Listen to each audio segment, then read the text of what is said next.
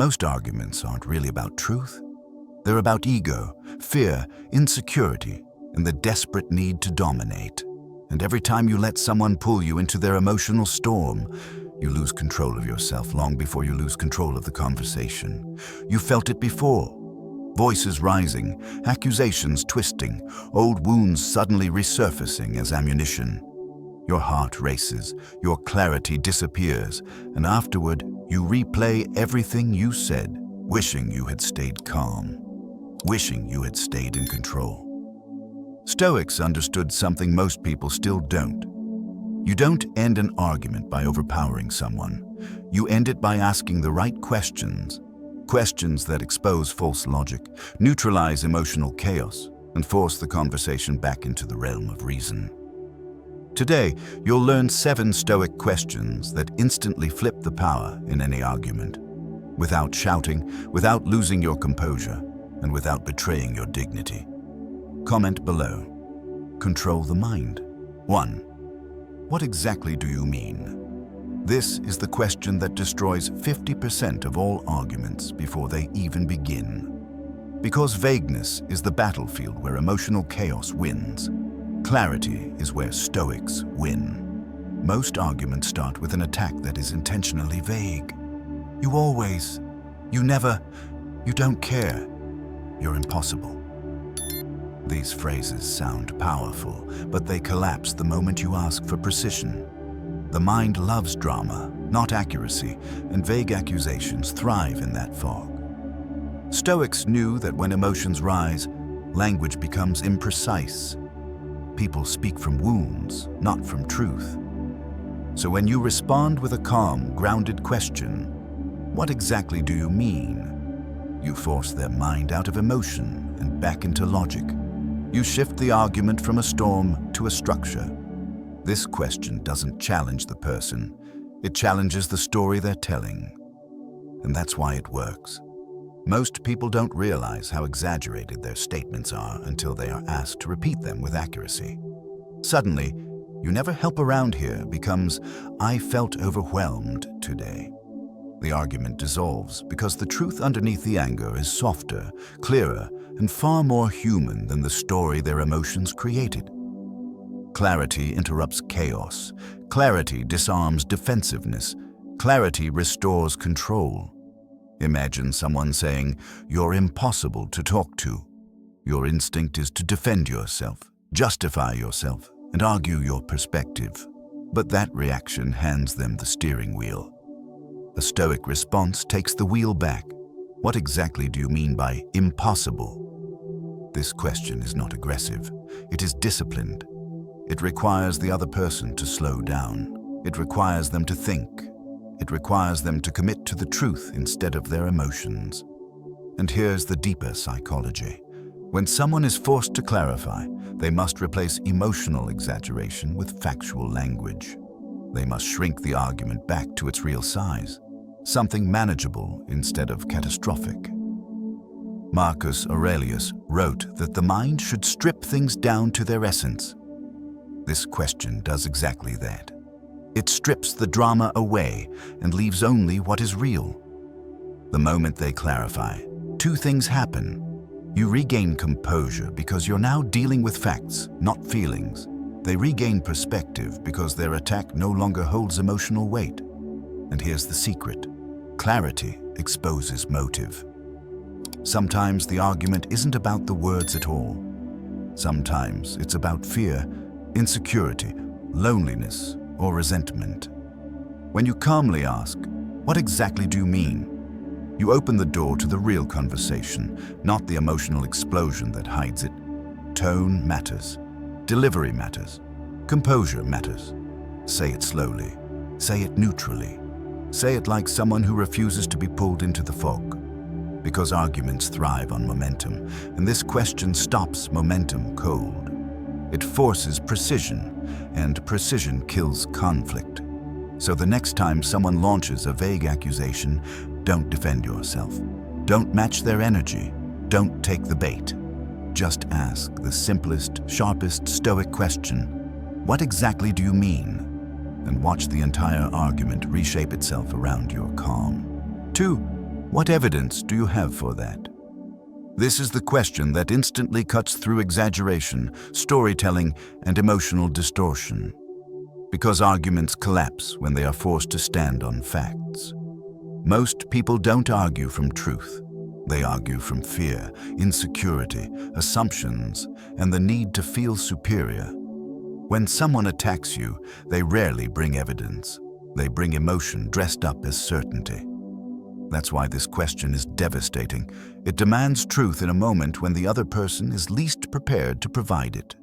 When someone says, "Everybody thinks you're irresponsible," they expect you to panic, defend yourself, justify your life. They expect you to play the role they assigned you. But a Stoic doesn't play roles. A Stoic stays rooted in reality, and reality requires evidence. Asking, "What evidence do you have for that?" forces the conversation out of fantasy and back into the real world. It exposes the weakness of their claim, not through aggression, but through calm, rational inquiry. It shifts the burden of proof back where it belongs, onto the person making the accusation. Emotion is powerful, but it becomes powerless in the presence of evidence. Here's the psychology. Vague criticism feels heavy and overwhelming, but the moment you ask for proof, the attack loses shape. Suddenly, their everyone becomes someone. Their always becomes sometimes. Their you never becomes I felt upset today. What seemed like a global truth becomes a personal emotion, and personal emotion is much easier to navigate than global condemnation. Stoics believed that truth is not what people claim, it is what can withstand examination. When you ask for evidence, you are not being confrontational. You are practicing intellectual integrity. You are choosing reason over reaction. Imagine someone saying, "You weren't listening to me at all." Most people respond with guilt or defensiveness, but your question cuts deeper. What makes you think I wasn't listening? What evidence are you basing that on? This does two things. First, it forces them to examine whether their accusation is valid. Second, it prevents you from accepting responsibility for emotions that aren't yours. Arguments become toxic when one person makes dramatic claims with no accountability. This question restores accountability. It demands accuracy. It refuses to let someone weaponize their emotions without grounding them in reality. Marcus Aurelius wrote that we must separate what is said from what is true. This question is the tool that performs that separation. It turns emotional storms into structured conversations. It reveals who came to argue and who came to manipulate. Sometimes, when you ask for evidence, the other person realizes they don't have any. That moment of silence is not awkward. It is power. It is the return of truth to the center of the conversation. Truth doesn't need volume. It only needs clarity. So the next time someone makes a sweeping accusation, don't defend yourself. Don't argue emotionally. Don't let their narrative hijack your reality. Simply ask the Stoic question that ends illusions. What evidence do you have for that? And watch the argument lose its fire. 3. Could there be another explanation? This is the question that shatters certainty, because certainty is usually just emotion pretending to be truth. When someone is angry, they don't see possibilities. They see one story, and it's usually the worst one. Human beings are wired to make assumptions. When we feel ignored, we assume disrespect. When someone is late, we assume carelessness. When a message goes unanswered, we assume rejection. But Stoicism teaches that the mind's first interpretation is almost never the accurate one. It's simply the fastest, most emotional one. Asking, "Could there be another explanation?" interrupts the brain's emotional autopilot. It forces the other person to step out of the story they built and consider reality from another angle. It breaks the spell of assumption. Most arguments don't come from facts. They come from interpretations that were never questioned. Imagine someone saying, So you ignored my message? The emotional reaction is to defend yourself or apologize excessively, but the Stoic response is to gently redirect. Is it possible I was busy, not ignoring you? This question does not attack their emotion. It attacks the conclusion their emotion created. And that's why it works so powerfully. It softens the tension without dismissing their feelings. It invites them to think instead of react. It reframes the conflict from accusation to inquiry. Psychology calls this cognitive flexibility, the ability to hold more than one explanation in mind. Most people lose this ability when they're upset. They see only one narrative, and that narrative places you as the villain. Your question breaks that pattern. A single new possibility can dissolve an entire argument. Often when you ask this question, the other person pauses. That pause is not hesitation, it is awakening. It is the moment their mind shifts from emotional certainty to rational evaluation. It is the beginning of resolution. Stoics believed that clarity comes from stepping back, not stepping forward. When you invite someone to consider another explanation, you're helping them step back from their emotional cliff. You're guiding the conversation toward truth rather than reaction. Think about how many conflicts in your life could have been avoided if one person had simply paused long enough to ask. Could there be another explanation for this? A late reply might be stress, not disrespect. A cold tone might be exhaustion, not hostility. A mistake might be human error, not hidden intention. Assumptions build arguments. Possibilities dissolve them. And here is the deeper Stoic insight. This question doesn't just calm them, it protects you. It prevents you from internalizing blame that does not belong to you. It reminds you that other people's emotions are not objective reality. When the energy rises, when accusations tighten, when the story becomes too dramatic, don't fight back. Don't mirror their fear. Don't accept their assumption as fact. Just ask the question that opens the door to reason. Could there be another explanation? And watch the argument transform into clarity. For, why is this important to you? This is the question that moves the conversation from the surface to the source. Because most arguments are not about the words spoken, they're about the wound underneath. When someone raises their voice, repeats accusations, or refuses to let go of a small mistake, it's rarely about the situation itself. It's about something deeper. Fear of being ignored, fear of losing control, fear of not being valued. People don't argue because of the facts. They argue because of what the facts represent to them emotionally. Asking, why is this important to you, is like turning a light on in a dark room. It exposes what's really driving the conflict.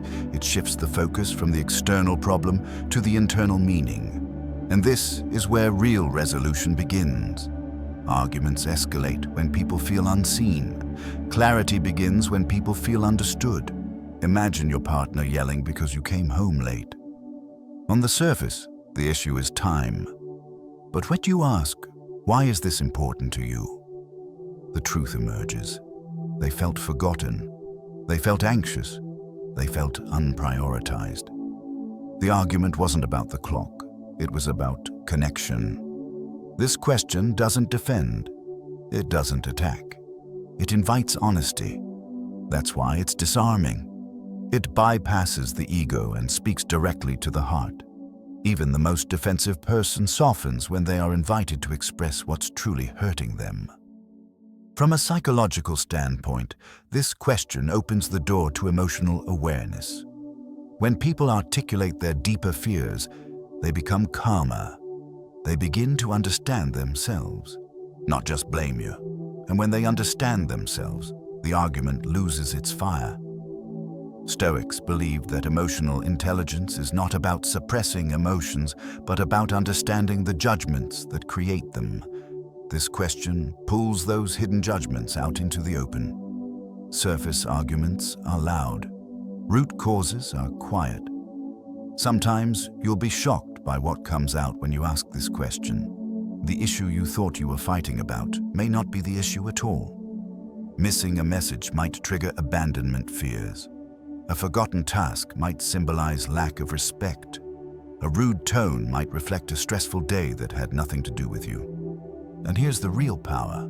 When someone explains why something matters to them, the argument becomes human again. It becomes two people trying to understand each other, not two egos trying to win. This question also protects you. It prevents you from fighting battles that don't belong to you. It reminds you that their emotion is their story, not your guilt. Imagine how differently conflicts would unfold if people learned to pause and ask, "Why is this important to you?" Instead of reacting to the first wave of emotion. Understanding dissolves hostility. Compassion dissolves ego. Clarity dissolves conflict. So the next time someone escalates, instead of defending yourself or pushing back, ask the question that brings truth to the surface. Why is this important to you? And watch the argument shift from explosion to understanding. 5. What outcome are you hoping for right now? This is the question that stops an argument dead in its tracks because it forces purpose into a moment ruled by impulse. People don't argue for solutions. They argue for dominance, validation, or emotional release. When emotions take over, the mind forgets the goal. The argument becomes about being right, proving a point, or punishing the other person. But no one says that out loud. They just fight harder, louder, and more blindly. Asking, "What outcome are you hoping for right now?" is like throwing a spotlight onto the battlefield. It exposes the fact that the conversation has no direction. It forces the other person to admit whether they want resolution or simply want to win. Arguments escalate when purpose disappears. Arguments end when purpose reappears. Imagine two co-workers arguing for 20 minutes about a missed deadline. Voices rise, accusations fly, tension fills the room. But then someone asks, "What outcome are you hoping for right now?" Suddenly, the energy shifts. They pause. They think. Because the truth is, they don't want the argument. They want clarity, accountability, or reassurance. This question brings the mind back from chaos to intention, from emotion to reason, from conflict to clarity. Psychologically, this question interrupts emotional momentum. Strong emotions work like a runaway train, fast, loud, and directionless. Asking about the desired outcome activates the prefrontal cortex, the part of the brain responsible for logic and planning. The emotional train slows down because the brain cannot be purely reactive and strategic at the same time. Stoics understood this long before neuroscience existed. They believed that every action, including speech, must serve a purpose aligned with virtue and reason. If it does not serve a purpose, it becomes noise, and noise destroys peace. This question reveals the noise. Think about someone raising their voice at you. Instead of matching their energy, you calmly say, "Before we go further, what outcome do you actually want here?"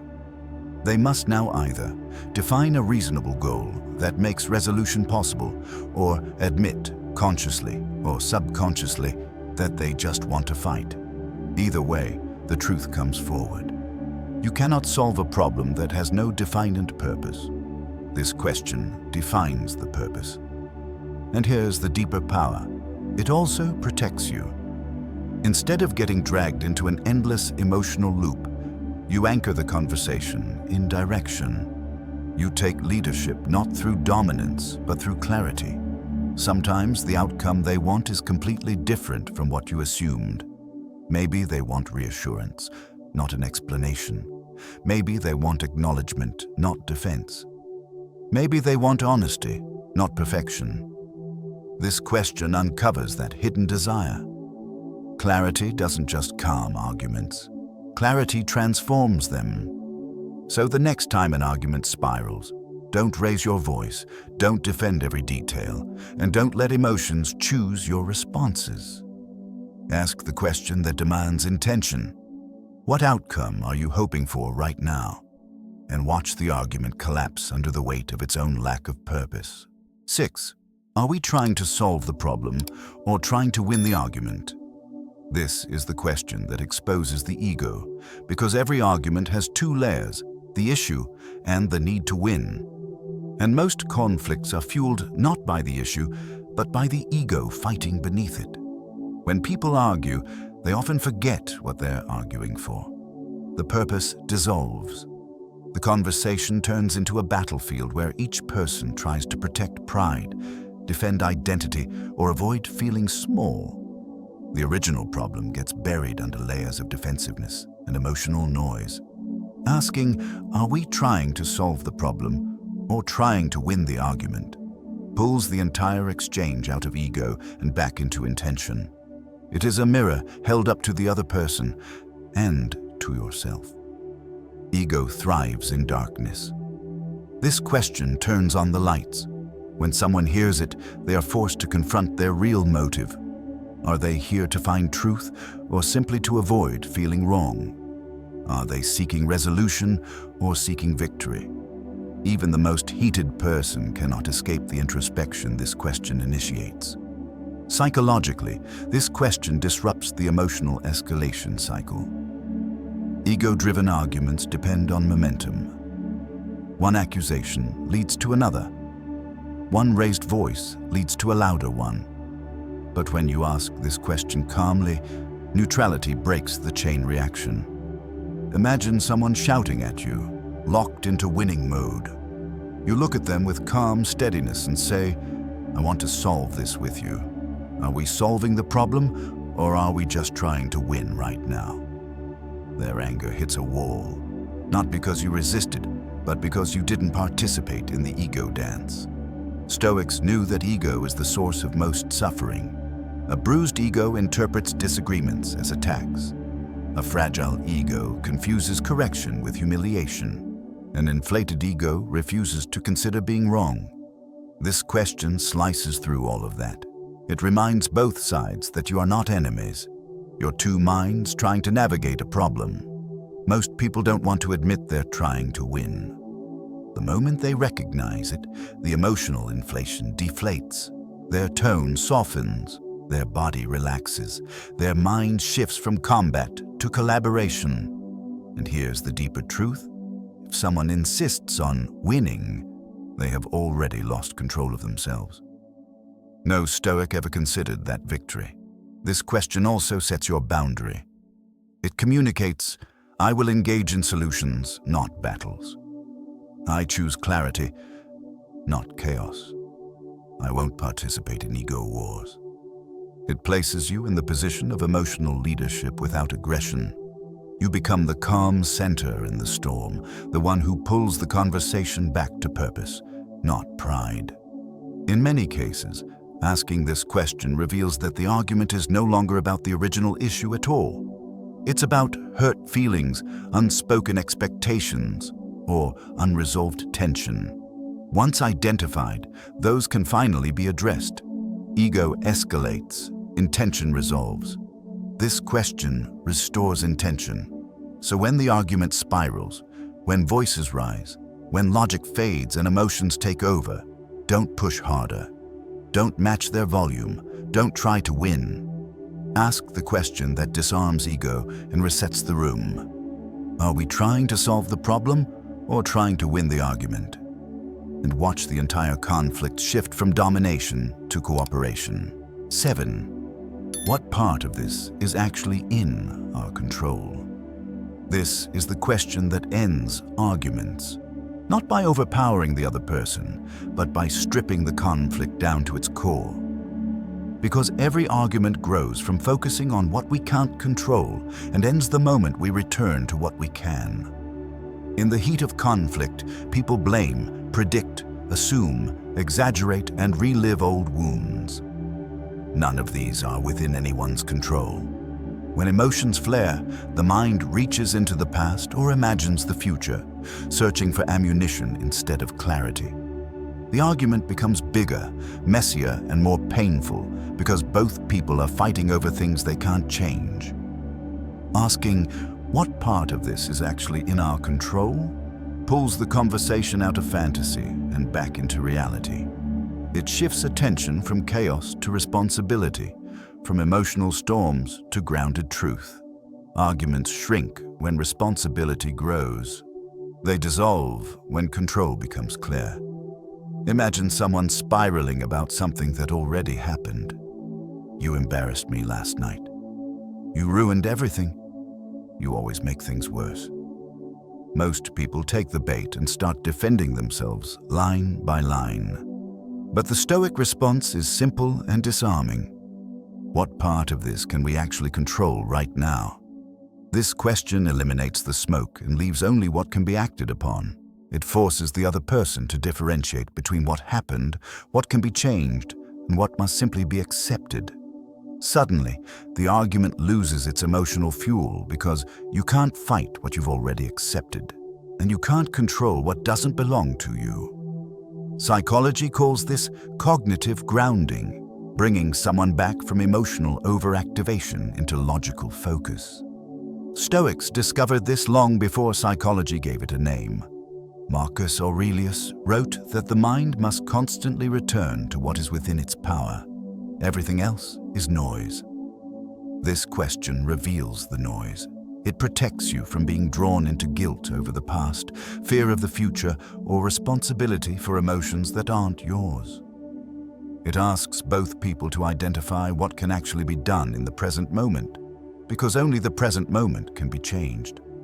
Often, when you ask this question, the other person realizes that much of their anger is tied to things no one can undo. A moment that has passed, a perception that was misunderstood, a fear that has nothing to do with you, a story their mind created. No one can argue rationally while clinging to something uncontrollable. This question forces them to let go. It's not a dismissal. It's a redirection. It brings the conversation back to the only place where progress is possible. It also anchors you. Instead of getting tangled in accusations or emotional storms, you remain grounded in the Stoic principle that control is the foundation of peace. You become the voice of clarity in a room full of confusion. Imagine how many arguments would end instantly if one person asked, "What part of this is actually in our control? The past? No. Someone else's thoughts? No. The meaning they've imagined? No. Your reaction right now? Yes. The next step you both choose? Yes. This question creates a path forward where before there was only circular conflict. So when someone tries to pull you into drama, overwhelm you with blame, or drag you through emotional fog, don't get lost with them. Ask the question that brings both minds back into alignment with reality. What part of this is actually in our control? And watch the argument end. Not by force, but by truth. At the end of the day, arguments aren't won by louder voices or sharper comebacks. They're won by the person who stays in control of their mind. These 7 questions aren't tricks, tactics, or ways to manipulate people. They're tools that pull you out of emotional chaos and back into clarity. They stop the momentum of conflict, expose the truth beneath anger, and remind both sides of what truly matters. When you use these questions, you're not trying to dominate someone. You're trying to elevate the conversation. You're choosing wisdom over impulse, intention over ego, and resolution over noise. And that choice is what separates strength from weakness, maturity from reactivity, stoic power from emotional volatility. So this week, try using just one of these questions. Try it in a disagreement, a tense moment, or even with your own thoughts. Watch how quickly the energy shifts when you refuse to be pulled into the storm. Thank you for watching. Stay calm, stay grounded, and stay in control. I'll see you in the next video.